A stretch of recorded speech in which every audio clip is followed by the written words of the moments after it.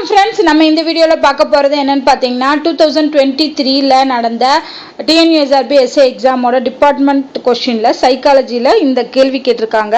இதை எப்படி சால்வ் பண்ணலாம், அதாவது ஒரு டேபிள் ஃபார்ம் மாதிரி கொடுத்துட்டு இது கீழே ஒரு 3 கொஸ்டின் கேட்டிருக்காங்க.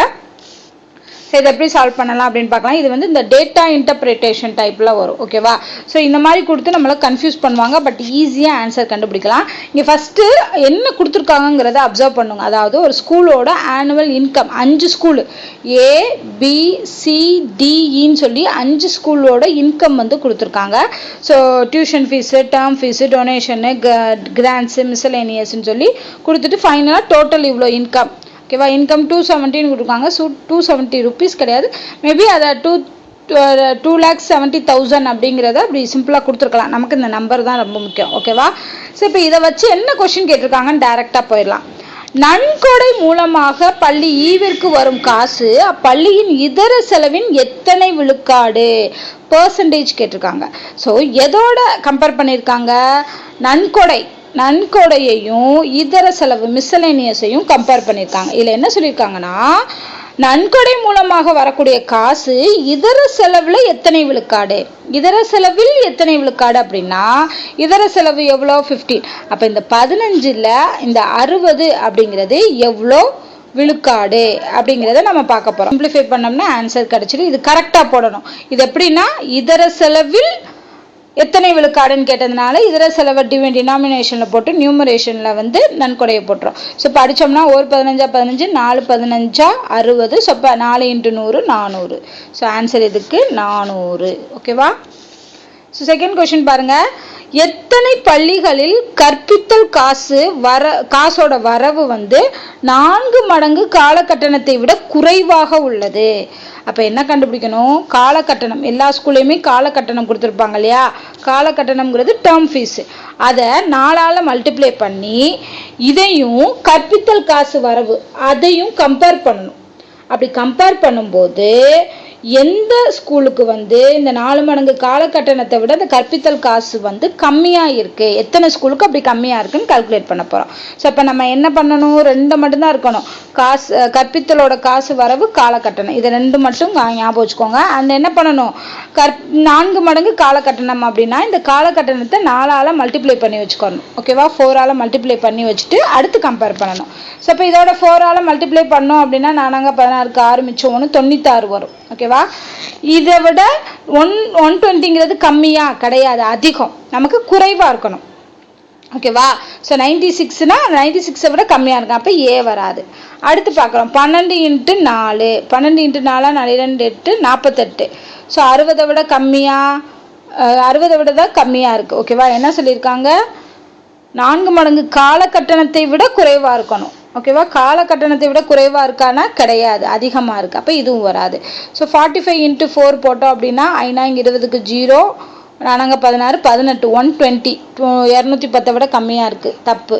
ஓகேவா? இதுவும் வராது. அடுத்து × 4 போடுங்க. 4 16க்கு 6 மிச்சம் 1 42 8 1 9 96.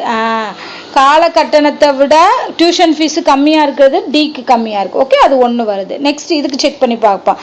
4 போட்டோம்னா 120 இதுவும் 120, 2 ஈக்குவலாக இருக்குது. அப்போ நமக்கு என்ன வரணும்? கம்மியாக இருக்கணும். காலகட்டணத்தை விட கற்பித்தல் காசுங்கிறது கம்மியாக இருக்கணும். அப்போ இது வராது. ஸோ அப்போ டி அப்படிங்கிற ஒரே ஒரு ஸ்கூல் மட்டும்தான் இவங்க சொன்ன கண்டிஷனுக்கு வரும். ஸோ அப்போ இவங்க எத்தனை கேட்டிருக்காங்க? கவுண்ட்டு தான் கேட்டிருக்காங்க. ஸோ அப்போ ஆன்சர் இதுக்கு 1.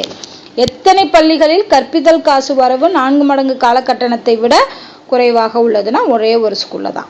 அடுத்து 3வது கொஸ்டின். எந்த பள்ளி அதன் மொத்த வருமானத்தை ஒப்பிடுகையில் குறைந்தபட்ச காலகட்டணத்தை பெறுகிறது? ஓகேவா? குறைந்தபட்ச காலகட்டணத்தை பெறுவது. ஸோ டோட்டல் இன்கம்மோட கம்பேர் பண்ணும்போது குறைந்த காலகட்டணம் எதுக்குன்னு கேட்டிருக்காங்க. ஸோ ஃபஸ்ட்டு நம்ம இது 2 மட்டும் எடுத்துக்கலாம். ஓகேவா? ஸோ இதை ஃபுல்லாகவே நம்ம டெலீட் பண்ணிடலாம். இப்போ நம்ம என்ன எடுத்துக்கணும் அப்படின்னா total income. So total income எவ்வளோ வருது அண்டு அதையும் அந்த காலகட்டணத்தையும் கம்பேர் பண்ணணும். ஸோ நம்ம ஒவ்வொன்றுக்காக தான் கம்பேர் பண்ணி பார்க்கணும், வேறு வழி கிடையாது. ஸோ இப்போ என்ன பண்ணணும்? நம்ம காலகட்டணத்தையும், கொஷினை நல்லா பார்த்துக்கோங்க, லோயஸ்ட் மொத்த வருமானத்தை ஒப்பிடுகையில் குறைந்தபட்ச கால கட்டணத்தை பெறும் பள்ளி எது?